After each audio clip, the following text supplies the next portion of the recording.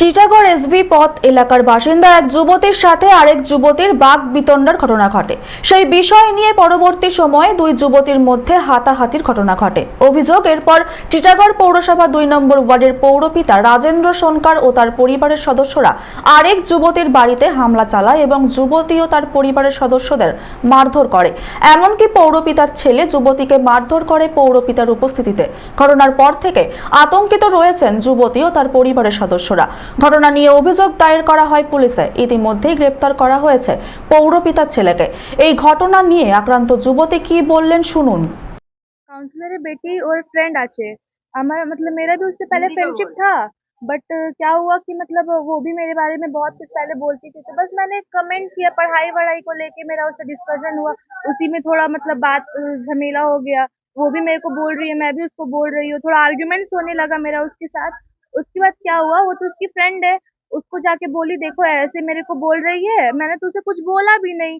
तो वो क्या की मेरे को फिर बोली कि अपना नंबर दो, तो मैंने उसे नंबर दिया। वो मुझे कॉल करके गंदा गंदा गाली दे रही है, काउंसलर की बेटी। तो फिर जाके मैंने भी उसे गाली दिया। तब तक वो मेरे घर के पास आई, वो रुको मैं तुम्हारे घर के पास आती हूँ।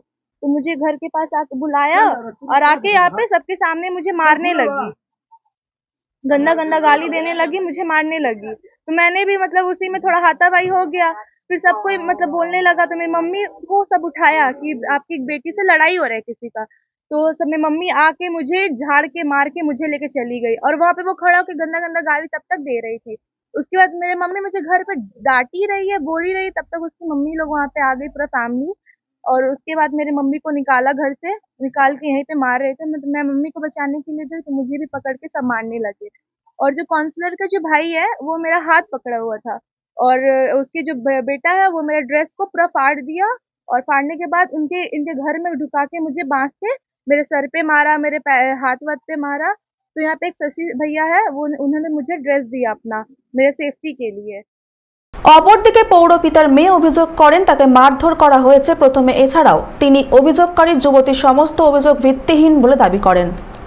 हुआ नहीं था, नॉर्मल जस्ट मैसेज में हमको गाली दी थी, तो हम जस्ट नॉर्मल से पूछने गए कि क्यों गाली दी हो, तो वो हमको चप्पल से मारने लगी। फिर हम उसको जब मतलब कि पकड़े तो मेरा कपड़ा वपड़ा फाड़ दी, पूरा कपड़ा देखिए, पूरा कपड़ा बहुत ज़्यादा ही फाड़ दी थी।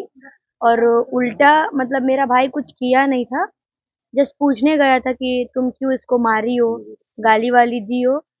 तो भैया को झूठा झूठा केस में फंसा दिया कि वो उसने कपड़ा फाड़ दिया उसका। तो भैया जो लोग बोल रहे हैं वो गलत बात है। हाँ, वो गलत बात है, कपड़ा तो मेरा फटा था, उसका कुछ फटा नहीं था। बस वो मारी, हम अपने आप को कैप करने गए तो उसका एक बटन टूट गया हमसे। और फंसाने के लिए गलत गलत बात बोल रही है वो लोग कि कपड़ा फाड़ दिया, मेरा भाई डंडा से मारा। ऐसा कोई बात नहीं है, उसके पास डंडा था। मेरी बहन जब उसका बटन टूट गया, दुपट्टा दी, तो उसको दुपट्टा देने की वजह से मारी है, डंडा उसके हाथ में था, उसको मारी है। और जब वो दीदी बोली है कि अरे हम तो दुपट्टा दे रहे हैं, और दुपट्टा नहीं लेके एक भैया था वो दिया, टी शर्ट अपना उतार के, तो वो फट से लेके पहन ली, और दीदी दी तो नहीं पहनी। और उसको भैया को मम्मी का नाम, मम्मी को भी स्क्रैच वगैरह कर दी है उसकी मम्मी, बोलने गई थी तो। मेरी दादी वादी को भी मारी है, पेरेंट्स लोग को मेरा वो लोग बहुत उल्टा फुल्टा बोला है, और फिर जाके मारा वारा भी है। बोलने के जब मम्मी पापा बोलने गया तो थाना में उल्टा पुल्टा कंप्लेन करके मेरे भाई को अरेस्ट करवा दी। পৌরসভা 2 নম্বর ওয়ার্ডের পৌরপিতা রাজেন্দ্র সোনকার সমস্ত অভিযোগ ভিত্তিহীন বলে দাবি করেন। ধন্যবাদ মিডিয়াকে আমি বলছি, এই আমার বাচ্চা আছে, এই বাচ্চাকে দাঁড়াও কিন্তু পিছাও, এই আমার বাচ্চা আছে, একে গালাগালি করলো। আমার তো মানে হার্টে প্রবলেম, আমি তো অপারেশন করে এসেছি ইলেকশন পরেই।